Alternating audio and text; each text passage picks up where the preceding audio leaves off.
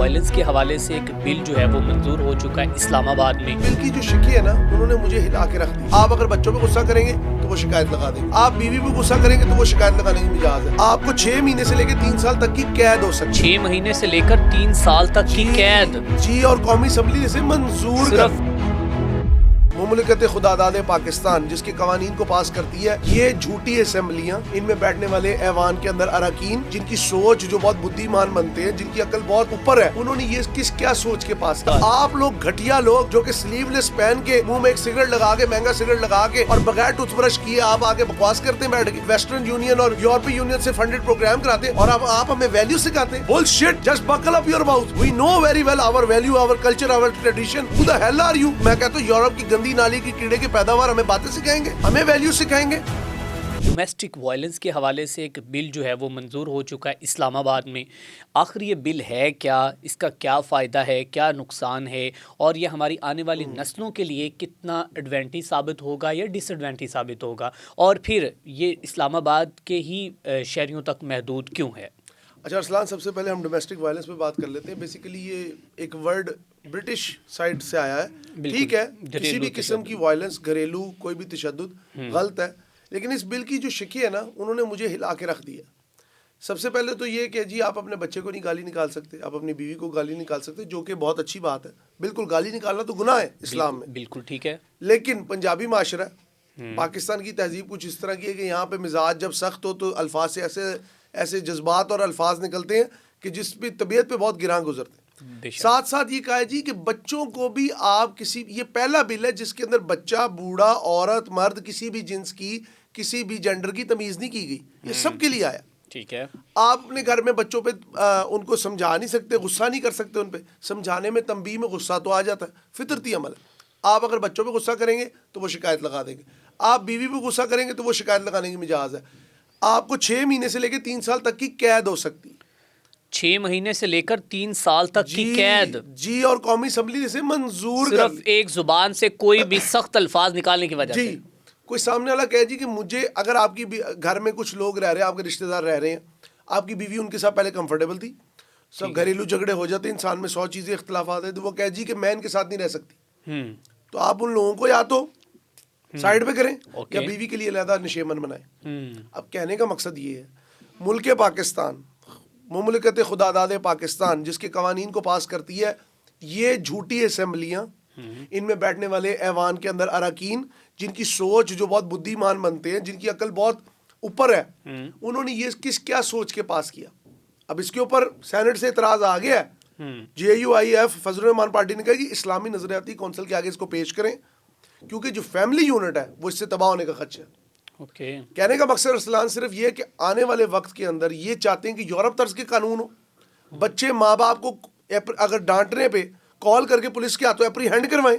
बिल्कुल, ये बीवी को शौहर के खिलाफ खड़ा कर रहे हैं, शौहर को बीवी के खिलाफ खड़ा कर रहे हैं, बच्चों को माँ बाप के खिलाफ खड़ा कर रहे हैं, दादा दादी के हकूक को सल्ब कर रहे हैं।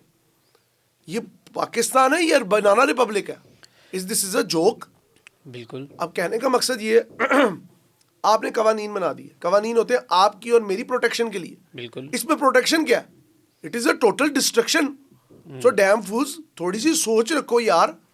आप कह रहे हैं जी ये सिर्फ इस्लामाबाद के लिए, क्योंकि जो बाकी जो सूबे हैं उनके अपने लॉज हैं डोमेस्टिक वायलेंस के ऊपर। इससे पहले आपको याद है खवातीन के ऊपर एक्ट आया था जस्टिस आयशा मलिक का। बिल्कुल, उसके ऊपर भी काफी इतराजात हुए थे कि जी औरत को आप कह रहे हैं जी अगर वो मेंटली भी फील करे कि जी मुझे अब्यूज किया जा रहा है, और औरतों के तो दिन में 100 सोचें आती है, इवन हर इंसान के दिल में 100 सोचें आती है। So what is happening in Pakistan? Please take it serious. This is a bill, और अगर आपने इसे मंजूर कर लिया, this is become a law. और अगर आपने लॉ ऑफ जंगल नाफिज करना है, हर इंसान ने अपनी मर्जी करनी है, तो मेरी जान फैमिली यूनिट कहाँ जाएगा?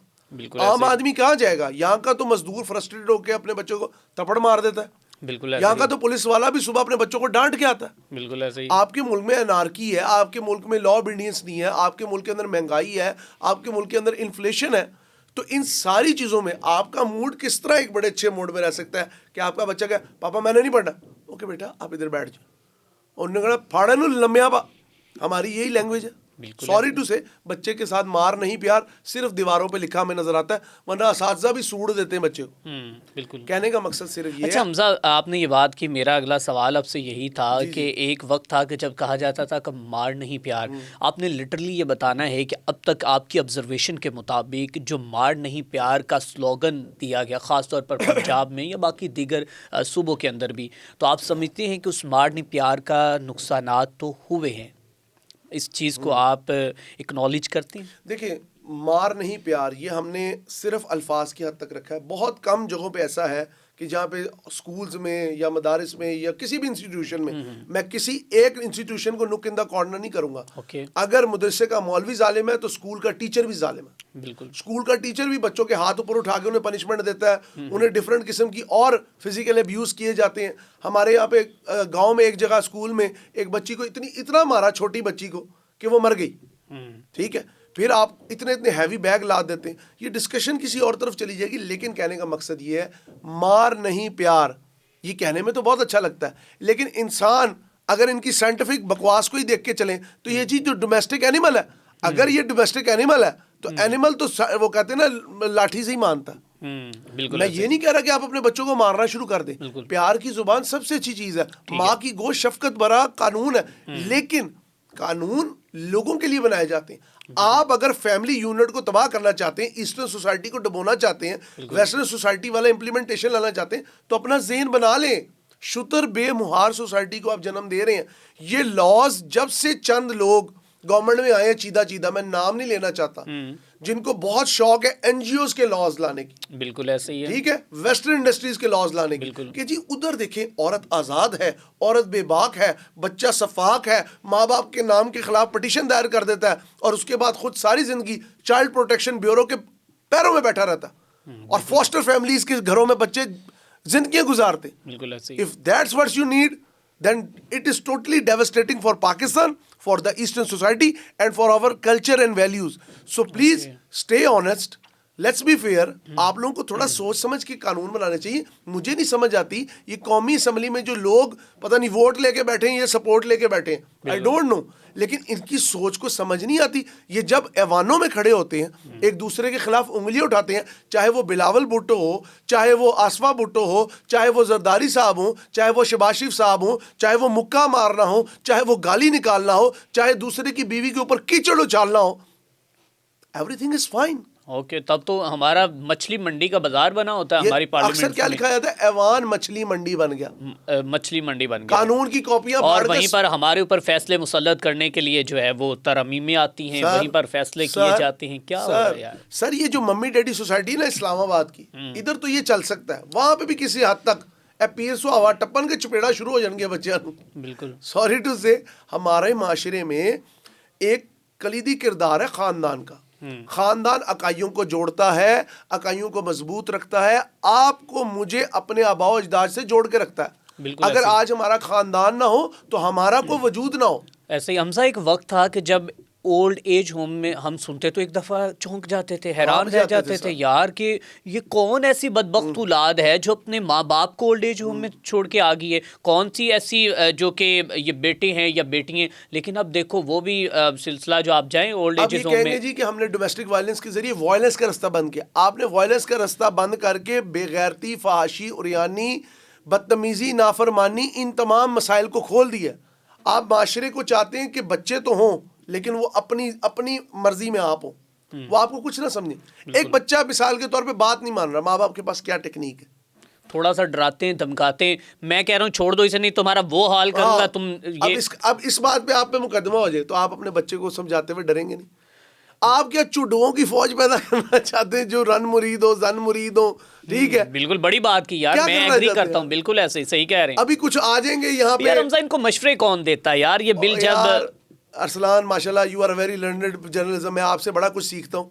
ये एक मोमबत्ती माफिया, ठीक है, ये बात है, ये इनको मशवरे देता है, ठंडे कमरों में बैठ के बताते हैं कि जी गर्म हालात में काम करने वाली खवातीन के हकूक क्या, और भाई वो काम वाली हो, वो सड़क पे काम करने वाली, पट्टी में डाल के चने बेचने वाली हो, वो तो अपनी मांगे से दूर को कभी जमीन पे ना बैठने दे, वो अपने दुपट्टे से उसकी जूती साफ करे। क्या और बात। आप लोग घटिया लोग जो कि स्लीवलेस पहन के मुंह में एक सिगरेट लगा के, महंगा सिगरेट लगा के और बगैर टूथब्रश किए आप आके बकवास करते हैं बैठ के।